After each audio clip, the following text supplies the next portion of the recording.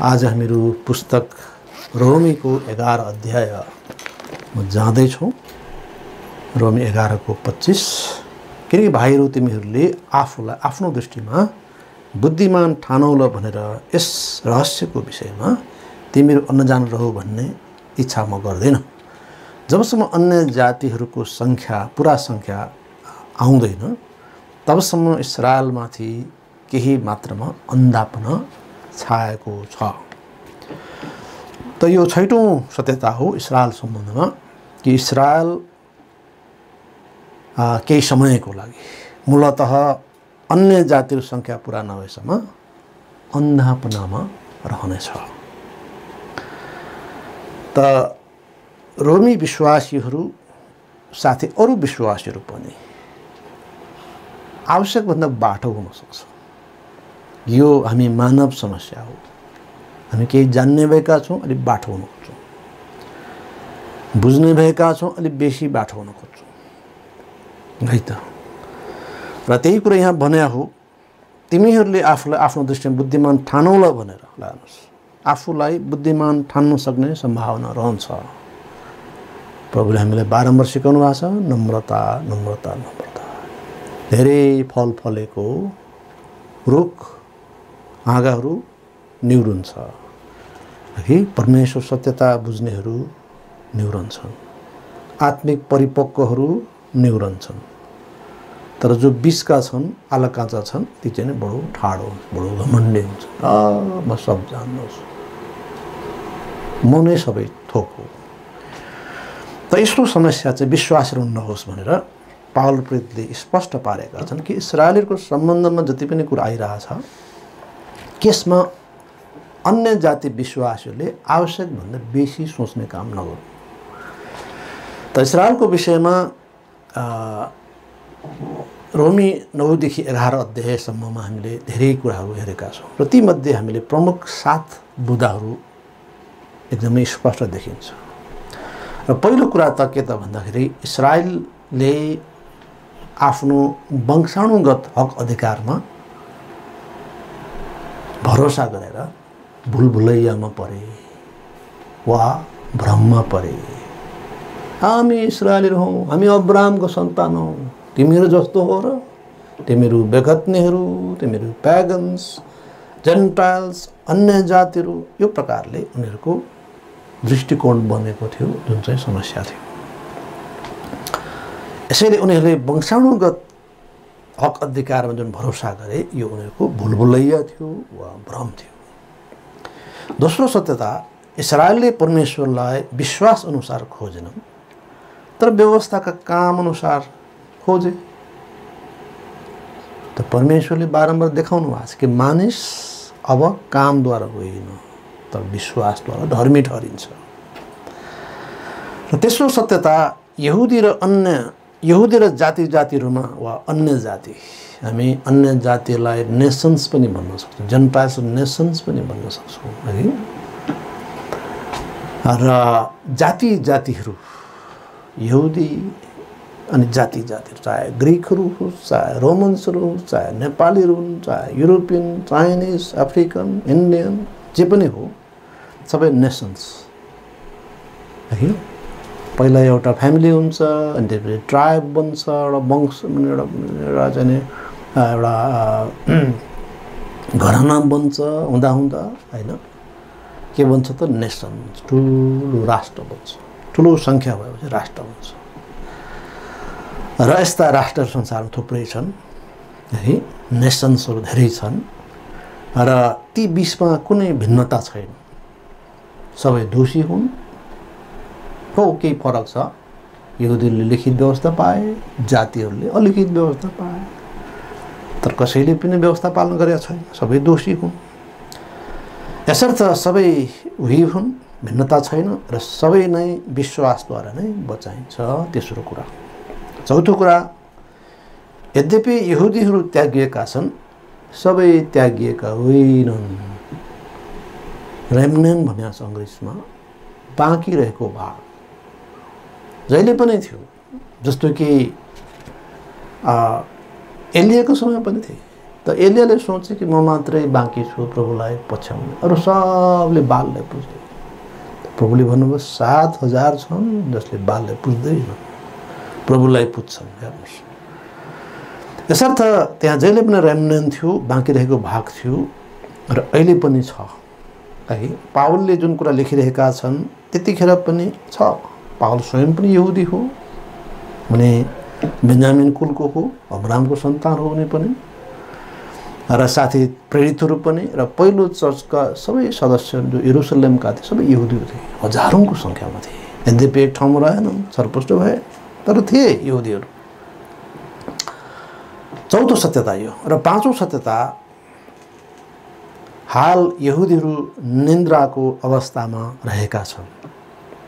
है, जुन हामीले हेरिसकेका छौँ 11:8 मा। अब अहिले 6औं जो हामी हेर्दैछौँ, इस्रायल अन्य जातिहरूको सङ्ख्या पुरा नभएसम्म अन्धापनामा रहनेछ। निन्द्रा मात्र होइन, निन्द्रामा कसैले बोलायो दाजु हो हैन, एउटा अर्धनिन्द्राको मान्छेले कुरो बुझ्दैन। येशू प्रभु हुनुहुन्छ हो के भनेको भन्छ। त अनिदो माने मतलब अर्धनिन्द्राको मान्छे वा निन्द्रामा परेको मान्छेले पुरा बुझ्दैन। त्यति मात्र होइन, रोमी 11:25 ले भन्छ इस्रायल अहिले अन्धापनामा छ। आँखा त छ, देख्दैन, यसो गर्छ उसो गर्छ, पुरा भुलभुलैयामा, पुरा भ्रममा छ। आज संसारमा त्यही अवस्था छ, धेरैको अवस्था त्यही छ, भुलभुलैयामा छन्। धेरैजना यस प्रकारले भ्रमित भइरहेको अवस्था हो, किनभने अन्धो अवस्था छ।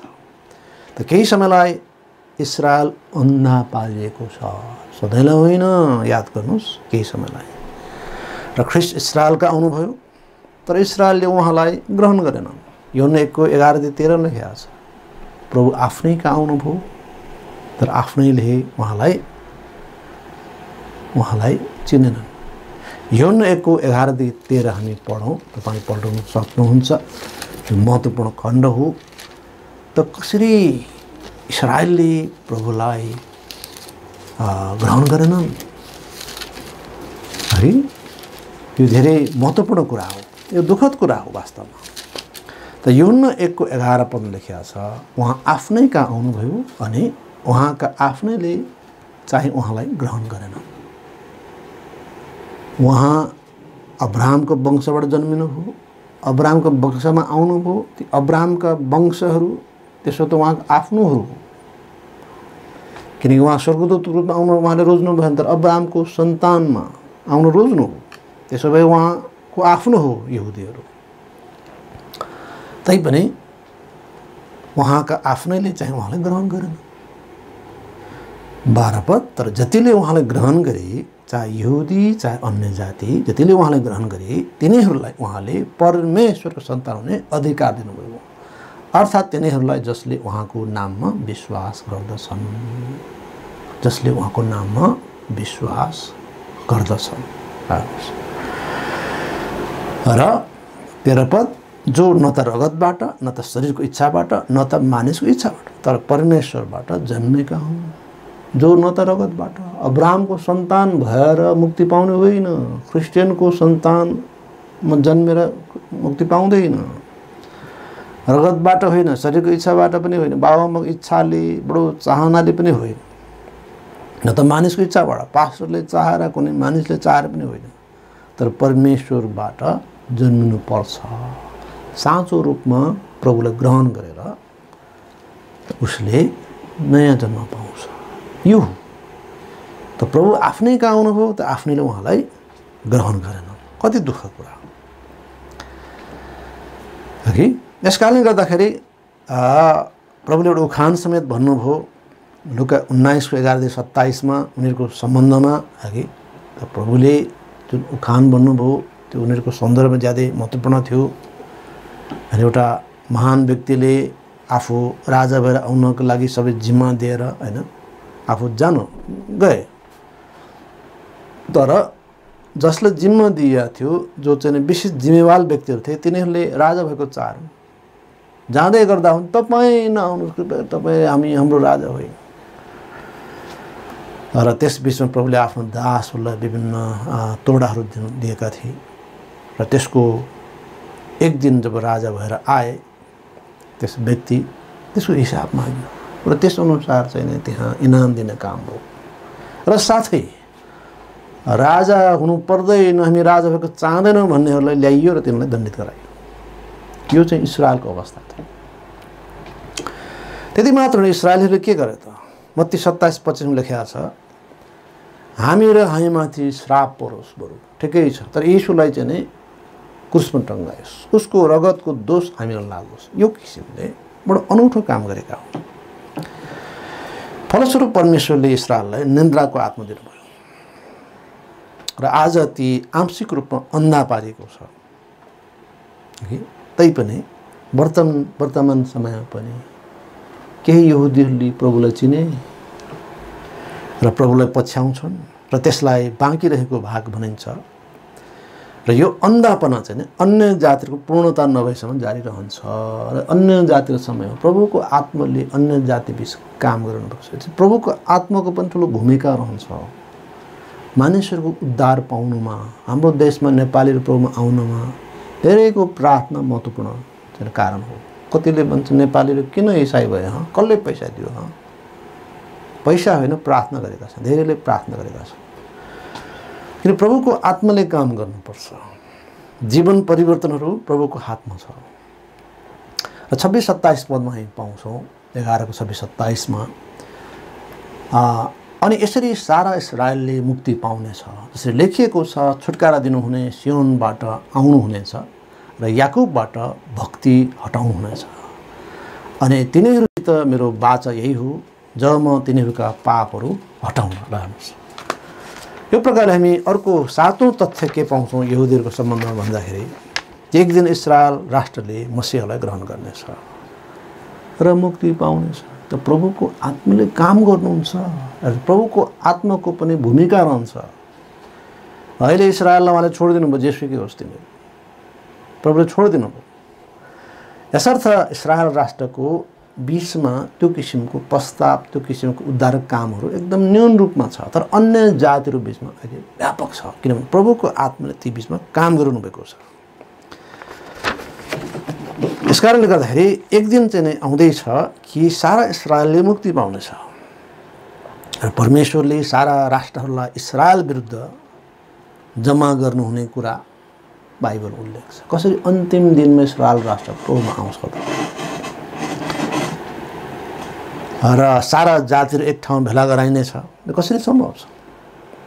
यो कुरा प्रकाश 16 लेखिएको छ 12-14 मा कसरी परमेश्वरले त्यो हुन दिनुहुन्छ कि शैतानले दुष्ट आत्मालाई प्रयोग गर्छ र सबै राष्ट्रहरूमा पठाउँछ र जाति जातिहरूले इस्रायल विरुद्ध उभाड्ने काम गर्छ। सब रिस उठाउँछ यी इस्रायलीहरूलाई चाहिँ ठिक गर्न पर्छ हामी गोर्खाली हामी भारतीय हामी चिनिया फौज यहाँ त्यहाँ विभिन्न किसिमको त्यहाँ हुनेछ है। त्यतिखेर चाहिँ पक्कै पनि विश्वमै नाम कमाएको गोर्खाली फौज नजाला भन्ने चाहिँ मलाई लाग्दैन होइन उभाडिनेछन् हेर्नुहोस्।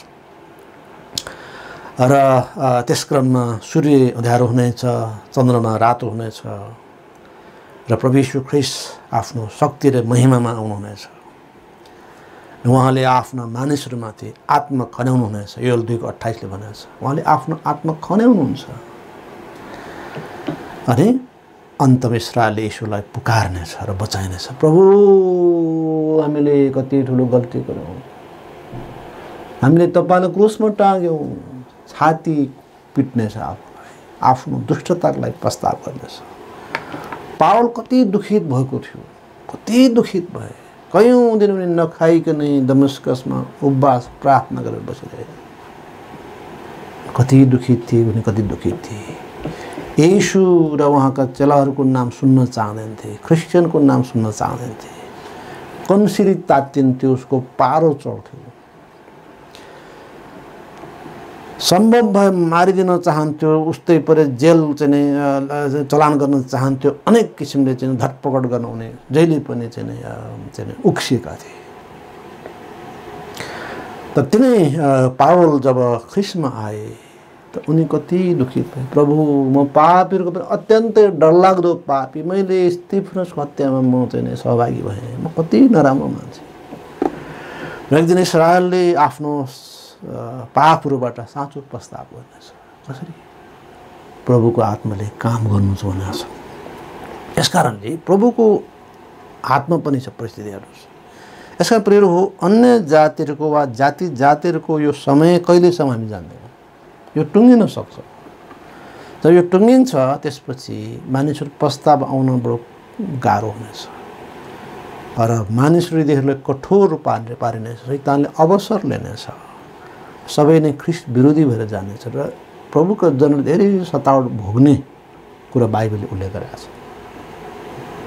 समय आउँदैछ जब प्रभुले छोडिदिनुहुन्छ त शैतानले मानिस हृदयमा कठोर पार्ने देखिएको छ र फलस्वरूप ईसाईहरू सबभन्दा पीडित, सबभन्दा सतावट पर्ने देखिएको छ। र कहिलेकाहीँ सतावटले फाइदै गर्छ है। विश्वासहरू आपसमा तेरो र मेरो, तँ र म, यो र त्यो भन्ने किसिमको स्थितिदेखि अन्त हुन्छ। आपसमा गहिरो प्रेम गर्छन्, प्रगाढ प्रेम गर्छन् हैन। प्रभुमा बचाइएको विश्वासी हो, कुनै पनि मण्डलीको होला, हाम्रो मण्डलीको होला, प्रभुसँग हिँड्छ, प्रभुलाई प्रेम गर्छ, प्रेमको वृद्धि हुनेछ। र हामी 28 पदमा पढ्नेछौँ, लेखिएको छ 28 पद, सुसमाचारको सम्बन्धमा चाहिँ तिमीहरूका खातिर तिनीहरू शत्रु हुन्, तर चुनावको सम्बन्धमा चाहिँ पुर्खाहरूका खातिर तिनीहरू प्रिय हुन्। सुसमाचारका खातिर त ती त शत्रु नै हुन्, किनकि आत्मिक कठोरताका कारण इस्राएल सुसमाचारका विरोधी बने। जहाँ गए पनि अर्घिलो काम गर्ने त तिनी यहुदी हुन्थ्यो। पावल जहाँ जहाँ प्रचार गर्न गए मानिसहरूलाई कठोर पार्ने भनौँ, भड्काउने त तिनी यहुदीहरू हुन्थे। सुसमाचारका यिनीहरू शत्रु नै थिए। तैपनि चुनावको सम्बन्ध भने पुर्खाहरू खातिर नै प्रिय हुन्। उनीहरू मार्फतै बाइबल आयो, उनीहरूद्वारा नै मसीह आउनुभयो, त्यसरी यहुदीहरू प्रिय हुन्। हामी यहुदी विरोधी होइनौँ र हुनु हुँदैन पनि, किन परमेश्वर वचन लेखेको छ, जसले इस्राएललाई श्राप दिन्छ ती श्रापित हुन्छ, इस्राएललाई आशिष दिने हो अनि आशिष पाउने हो। इस्राएलप्रति हाम्रो सद्भाव रहनेछ, प्रार्थना हामी गर्नेछौँ। र 29 पद लेखिएको छ, किनकि परमेश्वरका अनुग्रहका दानहरू र बोलावट नउल्टिने हुन्छन्। अथवा जति पनि करारहरू उहाँले इस्राएलसँग बाँध्नु भएको छ ती निशर्त हुन्।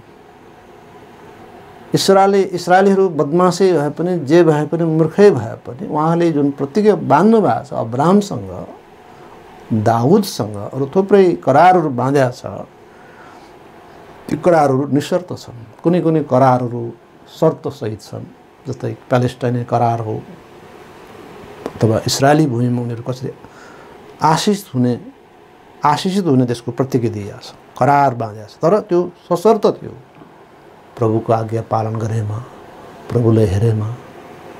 त त्यो नगरेमा तिमीहरू लखेटिन्छौ यस भूभागबाट। त्यसरी कतिवटा करारहरू सशर्त छन्, तर कयौँ करारहरू निशर्त थिए। यसर्थ प्रभुले इस्राएललाई बिर्सनुहुन्न। परमेश्वरका अनुग्रहका दानहरू थाहै हुन्। आज हाम्रो लागि पनि थाहै छन्। मुक्ति, पवित्र आत्माको वासस्थान, यो थाहै हो। र कयौँ हाम्रा लागि आशिषहरू थाहै छन्। प्रभु धन्यवाद होस् यसको लागि। र हामी 30-31 पद पढ्नेछौँ, किनकि जसरी बितेको समयमा तिमीहरूले परमेश्वरलाई विश्वास गरेका थिएनौ, तरै पनि अहिले तिमीहरूको अविश्वासको कारणले तिमीहरूले कृपा पाएका छौ। त्यसरी नै तिमीहरूले पाएको कृपाको कारणले तिनीहरूले पनि कृपा पाउन् भनेर तिनीहरूले पनि अहिले विश्वास गरेका छैनन्। यसकारणले गर्दाखेरि परमेश्वरले आफ्नो अनुग्रह इस्राएलमा पनि विस्तार गर्नुहुनेछ, जसरी अन्य जातिहरूमा गरियो। हामी हिजो कृपा नपाउनेहरू थियौँ, अन्धकारमा थियौँ, सुतेकाहरू थियौँ, मरेकाहरू थियौँ, त प्रभुले हामीलाई कृपा गर्नुभयो र प्रभुलाई चिन्ने अवसर हामीलाई मिल्यो। त्यसैले प्रिय हो, हामी कसैले मुक्ति पाएका छौँ, प्रभु धन्यवाद हैन। मुक्ति पाएँ मैले, फल्नलाई धन्यवाद, ढिस्काललाई धन्यवाद, मलाई धन्यवाद, त्यो भयो आफैलाई धन्यवाद, मेरो कारणले, मेरो धार्मिकता, मेरो चाहिँ आत्मिकता आदि इत्यादि कारणले होइन, तर प्रभुको कारणले। यो सधैँ बुझौँ, प्रभुको कारणले हामी बचाइएका हुन्छौँ।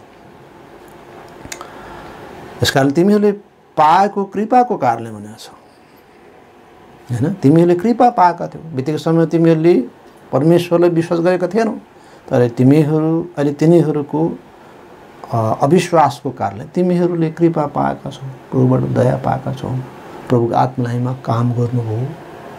प्रभुको विशेष चासो छ अहिले जाति जातिहरूमा, ती बीच काम गर्नु भएको छ। हामीले प्रभुलाई पायौँ।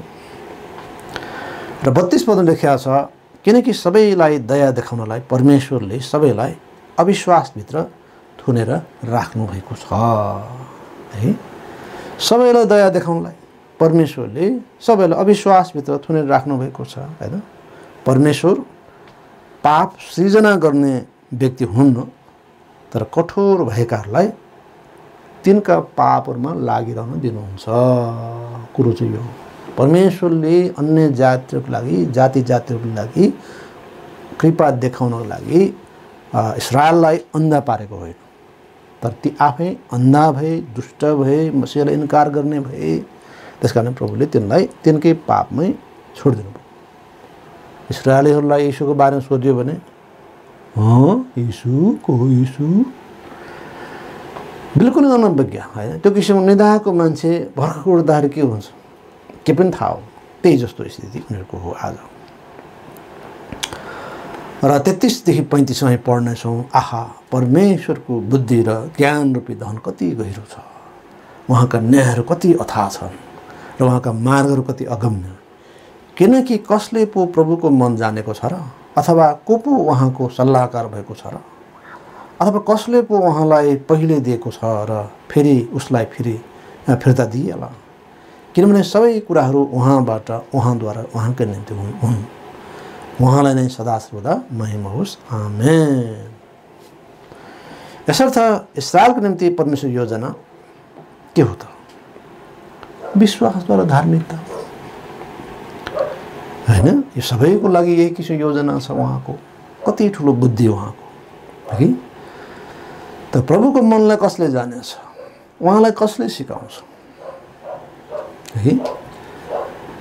तसर्थ परमेश्वर बुद्धि अचम्म छ र उहाँको बुद्धि जहिले पनि ठहरिन्छ, खडा हुन्छ। जे उहाँले भन्नुभयो त्यही कुराहरू इस्राएलमा हुँदै आयो। इस्राएल लामो समयसम्म छरपुष्ट भए, किनभने त्यो लेखिएको थियो। तिनले प्रभुलाई त्यागेको अवस्थामा त्यो हुन्छ। तैपनि प्रभुको अनुग्रहद्वारा ती फेरि एक दिन उठाइन्छन्, फर्काइन्छन्, तीमा दया गरिन्छ। किन प्रभुका प्रतिज्ञाहरू निशर्त छन्। यसर्थ प्रभुको बुद्धि कति अचम्म, उहाँको ज्ञान रूपी धन कति गहिरो, उहाँका न्यायहरू कति अथाह छन्, उहाँका मार्गहरू कति अगम्य। कसले बयान गर्छ? ती सबै उहाँका बुद्धिहरू यस पुस्तक बाइबल लेखिएको छ। यसर्थ यसलाई माया गर्नु हाम्रो काम हो, यसलाई अध्ययन गर्नु हाम्रो काम हो।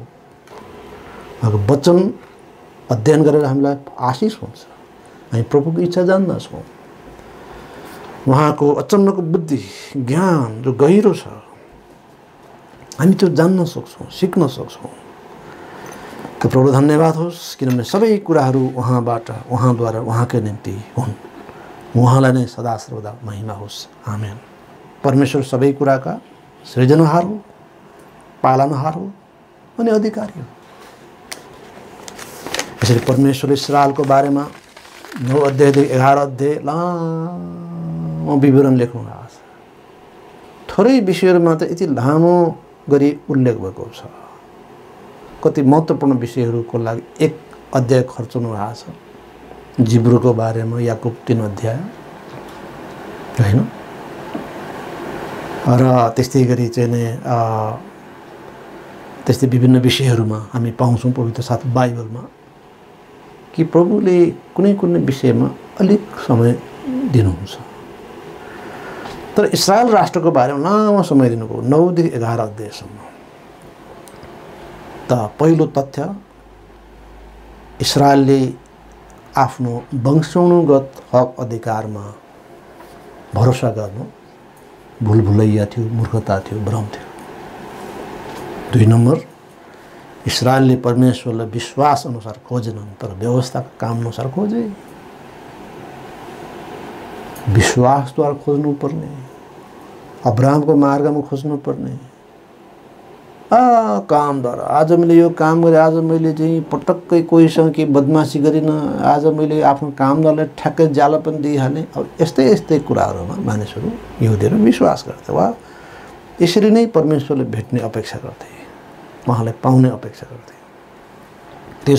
चौथो कुरा यहुदी र जातिहरूमा भिन्नता छैन, सबैले पाप गरेका छन् र सबै नै विश्वासद्वारा बचाइन्छ। चौथो, यद्यपि यहुदीहरू त्यागिएका छन् तर सबै त्यागिएको होइन, रेमनेन्ट छ, बाँकी रहेको भाग छ। आज पनि यहुदीहरू बिचमा विश्वासहरू छन्, यरुसलेममा धेरै चर्चहरू छन्, अचम्म कुरा है। र पाँचौं कुरा, हाल यहुदीहरू निन्द्राको अवस्थामा छन्, निदाइरहेका छन्। दाजु हो हैन, निदाएको मान्छेले के बुझ्छ त, त्यो अवस्था उनीहरू छन्। 6 नम्बर, इस्रायल अन्य जातिको संख्या पुरा नभएसम्म अन्धापना रहनेछ। अन्धापनामा देख्दैन, आँखा त छ देख्दैन, बाइबल छ तर बुझ्दैन। त प्रभुले धन्यवाद, आज हामी बाइबल बुझ्छौँ, कति अचम्म कुरा। सामान्य एउटा व्यक्तिले आज सामान्य विश्वास बाइबल बुझिरहेछ, तर इस्रायलले बुझ्दैन, भन्छ। र 6औं कुरा, इस्रायल अन्य जातिको संख्या पुरा नभएसम्म अन्धापना रहनेछ। र 7औं कुरा, एक दिन इस्रायल राष्ट्रले मसीहलाई ग्रहण गर्नेछ र मुक्ति पाउनेछ। आमेन। र यी सबै भएको अवस्थामा पनि नेसन्सलाई वा जातिहरू जो ख्रिस्टमा आएका छन् उनीहरूलाई केही चेतावनी यहाँ दिइएको छ, जो आज बिहान हामीले अध्ययन गरेका थियौँ। पहिलो चेतावनी के थियो भन्दाखेरि, अभिमानी नहो, विश्वासमा खडा हो, नभए काटिएला, नभए तिमी समाप्त होला। दोस्रो, परमेश्वरको दयामा रहनु, सो नभए तिमीहरू बाँकी रहन्नौ। यसैले हामी विश्वासीहरू नम्र हुनुपर्छ, सधैँ धन्यवादी हुनुपर्छ, है, घमण्डी बन्नु हुँदैन। हामी परमेश्वर दयामा रहनुपर्छ। कि हामी मानिसले खुसी पारिरहेछौँ, कि हाम्रो लक्ष्य मानिसले खुसी पार्नुमा छ? परमेश्वरले खुसी पार्नुमा रहोस्। के गर्दा उहाँ खुसी हुनुहुन्छ त्यो हाम्रो लागि मुख्य चासो होस्। र हामी विश्वासबाट दायाँ नलागौँ, हामी विश्वासद्वारा जिउँ, दृष्टिद्वारा होइन, मानिसलाई हेरेर होइन, प्रभुलाई हेरेर जिउँ, विश्वासमा जिउँ। प्रभुले हामी सबैलाई आशीष भएको होस्। जस्तै ख्रिस्टमा आउनु बाँकी छ, तपाईँलाई अवसर छ। के थाहा, अन्य जातिको समय समाप्त हुनसक्छ चाँडै नै। समय आउँदै हामी प्रभु कहाँ आउनुपर्छ। समय आउँछ, प्रभुले छोडिदिनुहुन्छ अनि शैतानले अवसर पाउँछ, कठोर पार्छ।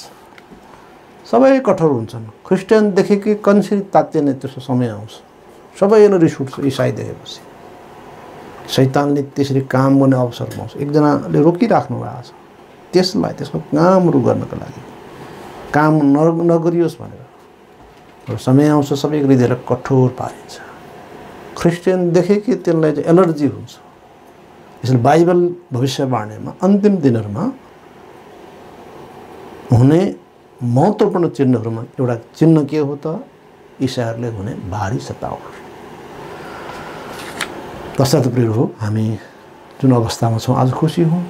यो अवस्था अहिले छैन, त्यो सतावको स्थिति अहिले आएको छैन, हैन। व्यापक त्यो अपोस्टेसीसम्म आएको छैन, विश्वास त्यागको समय आएको छैन, है। त्यो अपोस्टेसी विश्वास त्यागको समय ख्रिस्ट विरोधीको समयमा हुन्छ, जसले सारा विश्वलाई कठोर पार्नेछ।